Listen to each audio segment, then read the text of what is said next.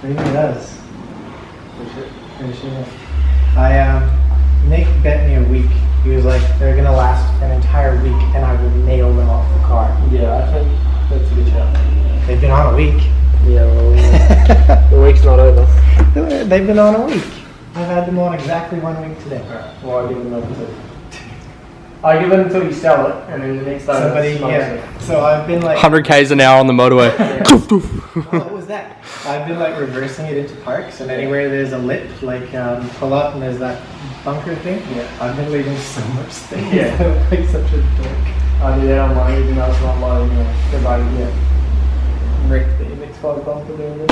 Anyway, welcome back to another episode of fixbuildrace.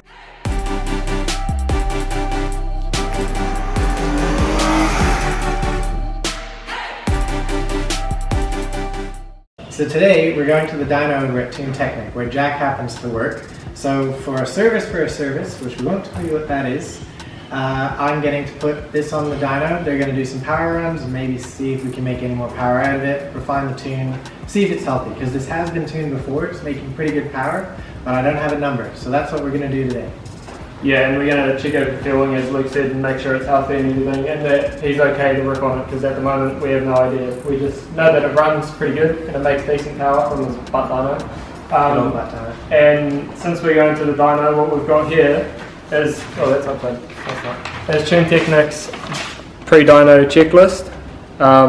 You can find this on the Tune Technic website. We're going to go through this checklist and make sure that Luke's car is up to scratch, because the worst thing is when a car comes in to get dyno tuned, we get it on the dyno and then straight away find some issues. And we do a bit of a pre-check, but it's all stuff that most time we expect that someone has checked before. And then you're just paying for them to do the things you should have checked the day before. Yeah, exactly. And then your bill goes way up because your car is sitting on the dyno not doing anything. Yes. So save yourself some money and us a headache and some time, and just download, or like you can even look at it online and just go through this checklist and make sure that your car is mostly going to be up to scratch.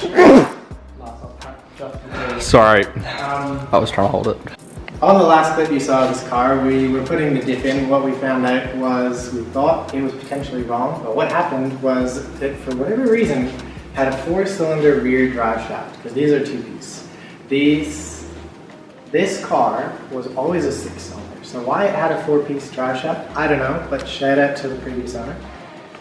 So I got another drive shaft for that. As soon as that went in, the diff bolted up perfectly, and I was able to drive the car. So that was because of lockdown. That was, I want to say 3, maybe even 4 months ago that we filmed that. Quite a while. In that time, I haven't done a hell of a lot because of lockdown, but also because I just really wanted to enjoy the car. So I've been driving it kind of as a daily, sort of 3-4 times a week. Just really getting used to driving it again, how it feels, making sure everything's good.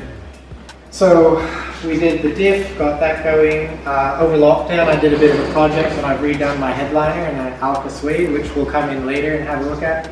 I also put those little lip splitters on it, which gives it a GT look that I've always kind of wanted to have, and they may get banged off, but they may not.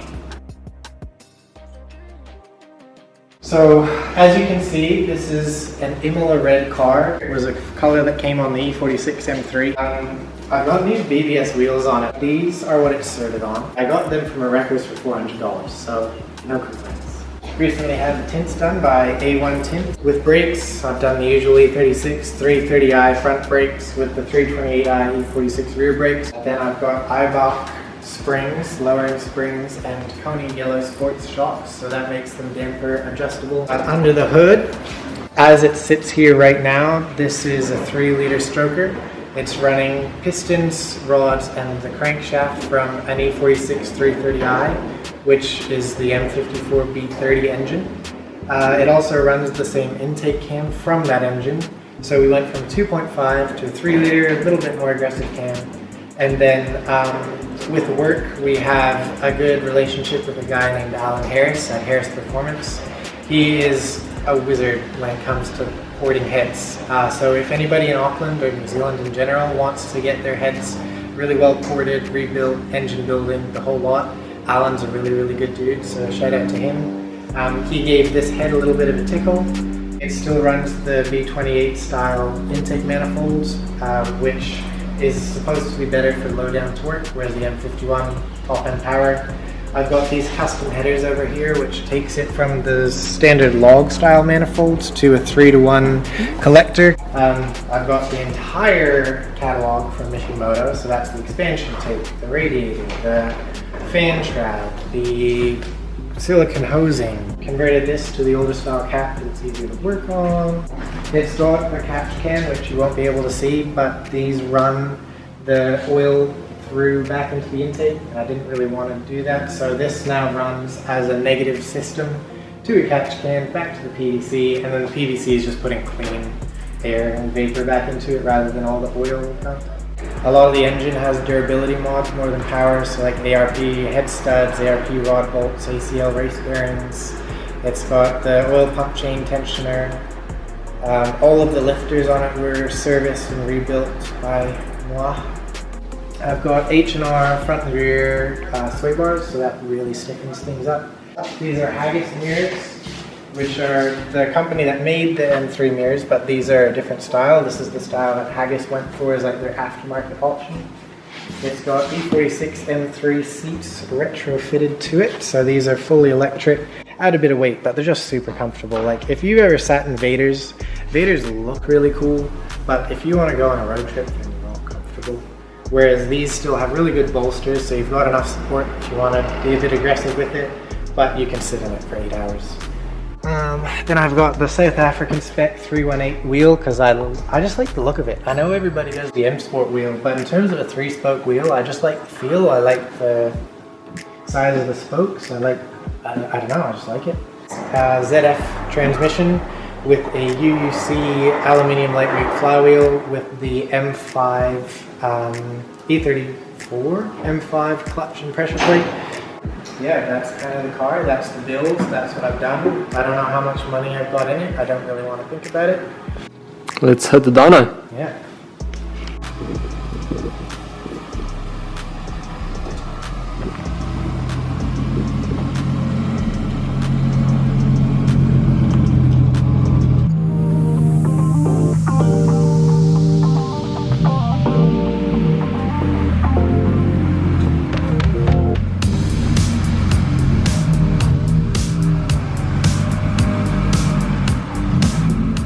After getting to Tune Technic and pulling the car inside, it needs a quick dry down as it was absolutely pissing down outside.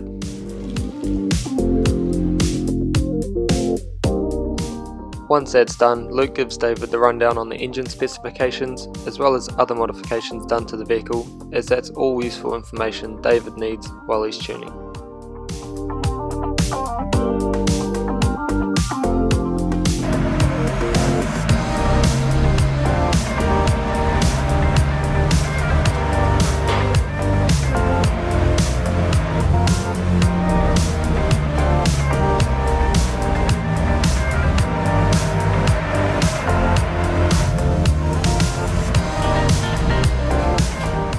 After getting the car up on the ramps, I get tasked with the fun job of replacing the front O2 sensor while the car is stinking hot.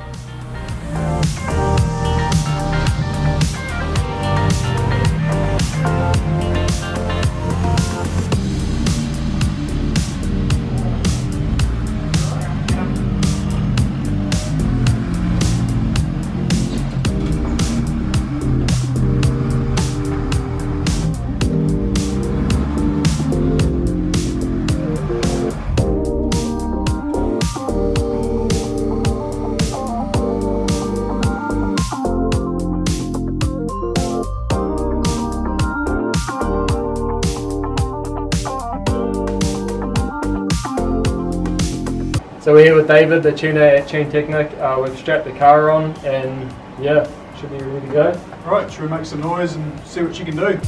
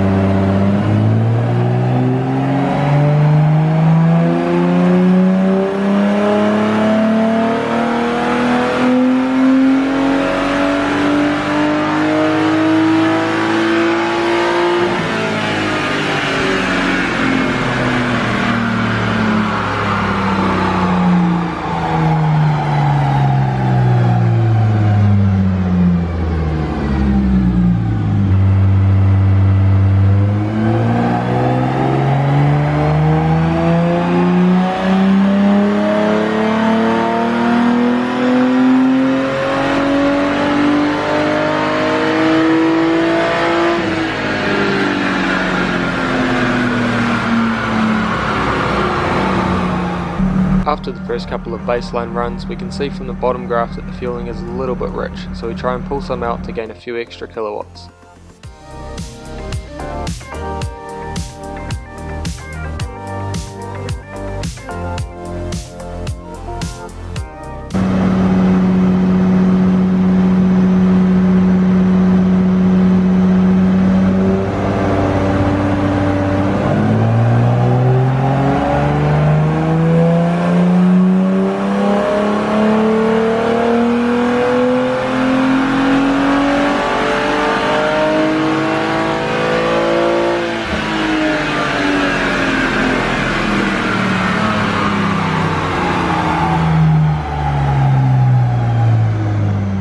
After making some changes and doing another run, this is where we notice that the ECU isn't saving any of the data, so we try again and cross our fingers.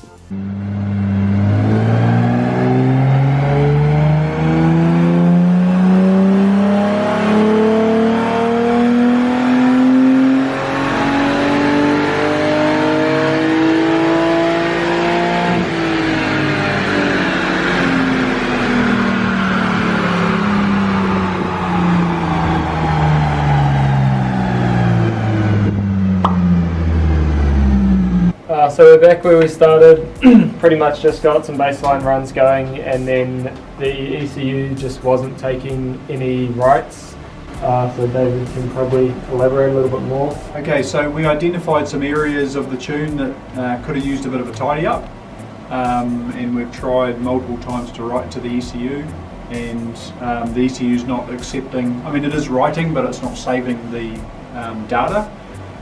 So we've tried another flash tool, and then same thing, so we think the ECU memory chip is faulty.